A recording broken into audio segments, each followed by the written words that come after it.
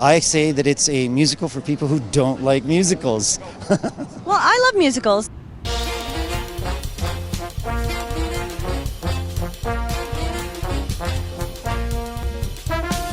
We are in front of the Royal on College Street in downtown Toronto.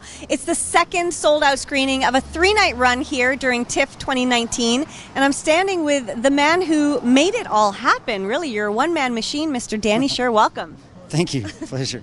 Now, you started off with the musical production of Strike, what was then called Strike, way back in the early 2000s. So let's just talk about the inspiration behind bringing the story of this famous Winnipeg strike from 1919 to the stage. So it started out as a stage musical. It's June 2005. And as it happens, sitting right beside me on the second last night of the run was none other than Jeff Goldblum. And he was going out with our female lead, who is from our hometown of Winnipeg, and he was really taken with it. He was sitting this far away from me, and the show's over, and he went, wow, big story, big ideas, it would make a great movie.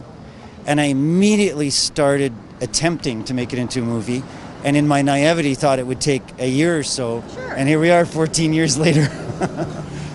Just a little time has passed, Yeah. and we've managed to make it to this stage. But in the meantime, the stage musical Strike continued to tour, continued to get good reviews, and the progress of the stage show helped us make the movie. Right. So, I mean, there was that. And you wrote all the lyrics and the music, is I that did, correct? yeah. I'm a composer. I'm a piano player. I don't play live anymore. But you could have been a rock star. We talked about that. Yeah, back in the 80s, I thought, I'm quitting university, I'm going to be a rock star. Going on the road. Yeah, and I did do some road time with some country bands, believe it or not. And then around 2000, I just decided I'm going to go into musical theater. And that's what I've done ever since. And this film is so interesting in that it's a great musical that everybody's going to enjoy, because who doesn't love to see a period piece with people singing and dancing in 1920s outfits?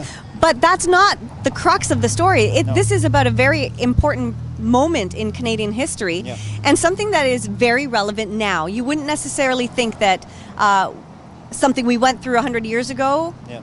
would come back full circle. What I've been saying is this story is a metaphor for today. It's really a story about discrimination of immigrants, discrimination of minorities, people of color, Indigenous people, and it's about what's going on right now across the world with sort of, the rise of right-wing fundamentalism and white supremacy. It's really about that. It's about getting along in a diverse democracy. Yeah, it's those messages resonated very strongly. They come across really well, and also the oppression of the working class is another really strong theme through this. For sure. I mean, like, you open the papers, and in the United States and here, I think the drive for $15 an hour is a minimum wage. Right. You watch people in the movie, and it's 1919, and they're using the same language. We want a living wage. I remember when I was writing it, I was thinking, what an archaic, silly expression, a living wage. Who says that anymore? And everybody says that now. Says it. So our opening night audience is just walking out going, oh my God, this is about today. Right. That's what's beautiful about period pieces. You're removed enough because you're going, well, this is the past. The cars look old. But then you just watch for 5 minutes, and it's almost like watching today.